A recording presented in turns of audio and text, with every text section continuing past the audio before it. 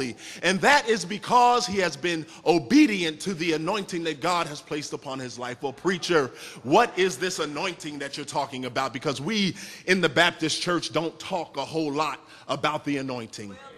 But nevertheless, you need to know that the anointing is real, that the anointing is powerful, and that the anointing comes from no place or nobody but God.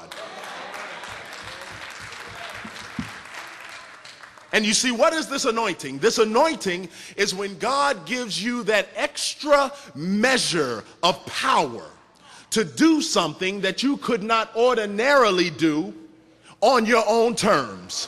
God gives you that extra measure of something that he needs for you to accomplish, and nobody else can do it but you, because God has assigned nobody else to it but you. And if he's going to assign you to it, he's going to give you the power and the strength that you need to do it. Do I have a witness here? And that is the anointing of God. But there is something that you need to know about the anointing of God. Because I can look around the room and I see that there are people here who have an anointing on their lives.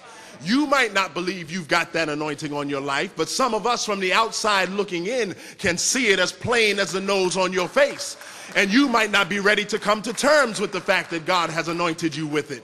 But there's something that you need to know, that those who are anointed are set apart for service. And we feel good that God has used us and called us out and separated us for a particular service in his kingdom. But the other thing that you ought to know about the anointing is that not only are you set aside for service, but you are also set apart for struggle.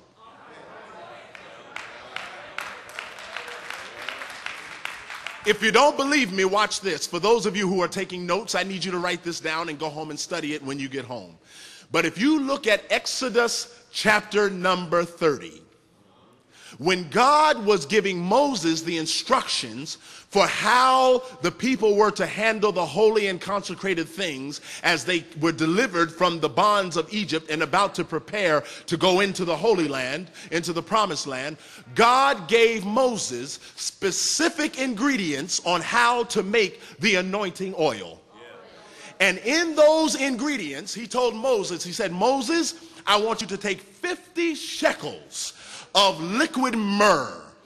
And what you might not realize when you read that is that myrrh is a bitter substance.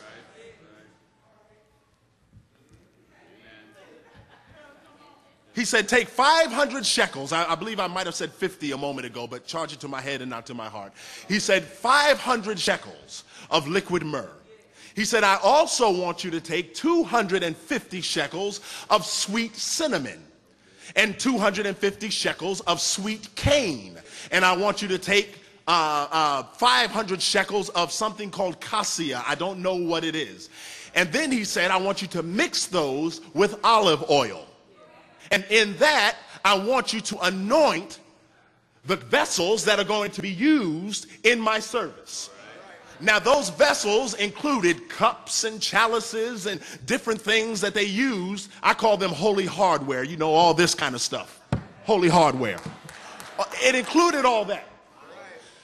But God also used that same substance to anoint his human vessels, because it is that oil that God that was poured upon the head of Aaron when he was anointed. And the Bible tells us that that same oil ran down upon Aaron's beard, and then ran down upon his garments, and ran down to his feet. In other words, Aaron was saturated with the anointing of God from his head to his toes. But here's what you need to know, is that a portion of that anointing oil was a bitter substance, and a portion of the anointing oil was a sweet substance. And if you've got the anointing of God on your life, I dare you to stand up and be real about it when I tell you that being an anointed person of God can be bittersweet. When things are going good, the anointing is good. But when things are not going so bad, going so well, the anointing can seem like a yoke around your neck. The anointing can seem like it weighs 100 pounds. The anointing can seem like a burden that you can never shake, simply because God decided to set you apart. The anointing can be bittersweet, my Lord. And right now, David is experiencing the bitterness of his anointing. But how many of you know that after you've partaken of the bitterness, that the sweet is even sweeter when you put your lips on it? Which is what I need to tell you, anointed people, right now. That is this, that if you sense that you've got an anointing on your life, that you sense that God has given you a special or a particular call to service, don't be so quick to remove the bitter times from your walk with God. Because if you hang in there, you will find that the Lord will keep you in the midst of all of that bitterness. And if you hang in there and don't give up, you will find